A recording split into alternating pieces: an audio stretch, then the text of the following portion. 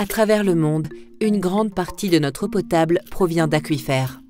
Beaucoup sont transfrontières. Ces eaux souterraines partagées jouent un rôle important dans le développement socio-économique des populations, non seulement pour l'eau potable, mais aussi pour l'irrigation et le développement industriel.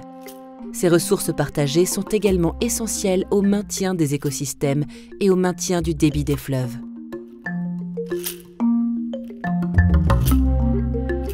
Avec une superficie de 331 450 km², le bassin aquifère sénégalo-mauritanien est le plus grand bassin d'Afrique du Nord-Ouest. Cet aquifère est une ressource stratégique et essentielle pour les 4 États qui le partagent. Les ressources en eau du bassin sénégalo-mauritanien sont stratégiques pour les pays parce qu'elles occupent près de 331 000 km² pour une population d'environ 13 millions de personnes. Et donc, si ces ressources sont gérées de façon concertée et durable, sont en mesure de satisfaire l'ensemble des besoins, à savoir l'eau potable, l'agriculture, les besoins d'industrie, des mines, etc. Les défis de la gestion du bassin aquifère sénégalo-mauritanien sont multiples. Il y a le défi de la maîtrise des ressources en eau, des usages et de la qualité de l'eau, parce que c'est une ressource transfrontière. Le Sénégal ayant adhéré à la Convention sur l'eau en 2018, a voulu avec les pays voisins renforcer cette coopération pour répondre à ces défis. Le secrétariat de la Convention sur l'eau, le Geneva Water Hub, est le Centre international d'évaluation des ressources en eau souterraine, avec le soutien financier de l'Union européenne et de la Direction suisse du développement et de la coopération, ont apporté un soutien technique et politique à un dialogue régional visant à renforcer la coopération sur l'aquifère sénégalo-mauritanien entre les 4 États riverains. Quand les pays veulent développer un cadre de coopération, comme dans le cas du bassin aquifère sénégalo-mauritanien, c'est très important d'avoir des règles communes de base. Et c'est exactement ce qu'offre la Convention sur l'eau, dont le secrétariat est assuré par la Commission économique pour l'Europe des Nations Unies. En outre, la Convention offre également un soutien technique et institutionnel pour soutenir le dialogue entre les pays et pour aider à identifier et à mettre en œuvre des solutions concrètes qui sont basées sur les bonnes pratiques internationales existantes. Les eaux souterraines sont un enjeu majeur pour la sécurité hydrique dans la région du Sahel. Comme l'a recommandé le panel mondial de haut niveau sur l'eau et la paix, il est nécessaire d'investir dans la connaissance des aquifères, de développer la coopération transfrontière autour des eaux souterraines et d'inventer de nouvelles formes de diplomatie qui serviront ces buts. C'est ce que le dialogue sur le bassin aquifère sénégalo-mauritanien contribue à réaliser.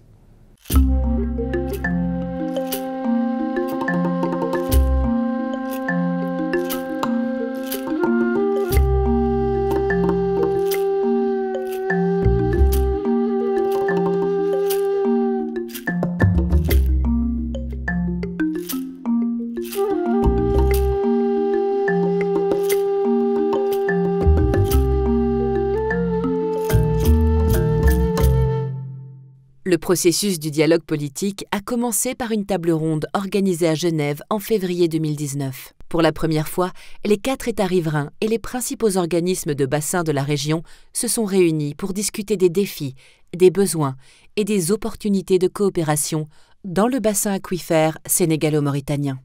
La table ronde a permis de définir une feuille de route pour identifier les besoins et les mesures à prendre pour renforcer la coopération. Par la suite, un groupe de travail régional a été créé, composé de représentants des 4 États, de l'Organisation pour la mise en valeur du bassin du fleuve Sénégal et de l'Organisation pour la mise en valeur du fleuve Gambie. Le groupe de travail régional a été mandaté par les ministres responsables de l'eau des États riverains pour conseiller sur la création d'un mécanisme à long terme pour la gestion concertée de l'aquifère, à travers la définition d'une vision et d'un programme pour initier une telle coopération. Le groupe de travail est créé pour conseiller les États à mettre en place une structure pour la gestion commune de l'aquifère sénégalo-mauritanien. Il est novateur parce que c'est la première fois que les États se penchent sur cet aquifère. The Regional Working Group conducted country assessment related to water resources management systems, the data collection systems, institutional frameworks, and the challenges and potential solutions. Consequently, the Regional Working Group developed a 5-year action plan to promote the concerted management of the Sénégalo-Mauritanian Aquifer Basin. Avec plus de 50 ans d'expérience dans la gestion des principaux fleuves de la sous-région, l'OMVS et l'OMVG jouent un rôle essentiel dans la vision de la coopération transfrontière en matière d'eau, basée sur le développement intégré des ressources en eau souterraine et de surface.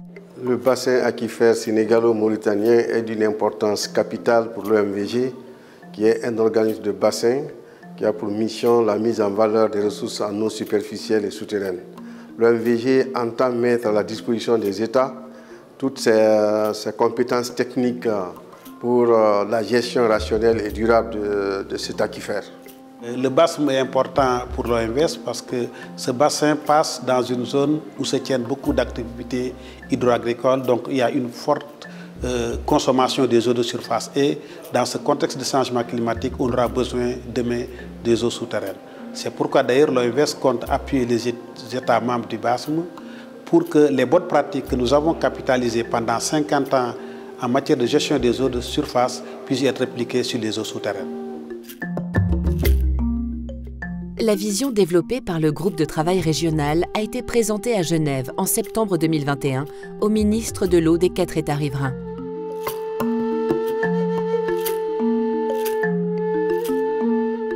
Les ministres des 4 États du bassin aquifère partagé ont approuvé la vision et adopté une déclaration politique d'engagement sur la coopération transfrontière autour du bassin aquifère sénégalo-mauritanien, ouvrant la voie aux prochaines étapes. Comme les eaux souterraines ne se voient pas, la coopération sur les aquifères transfrontières est beaucoup plus difficile et beaucoup moins avancée au niveau global par rapport à la coopération sur les fleuves et lacs partagés. Ce projet est donc exemplaire car il montre la voie au pays non seulement sur comment établir la coopération sur un aquifère transfrontière, mais aussi sur comment mettre en œuvre pleinement la Convention sur l'eau et à réaliser l'ODD 6 qui s'applique à la fois aux eaux de surface et aux eaux souterraines.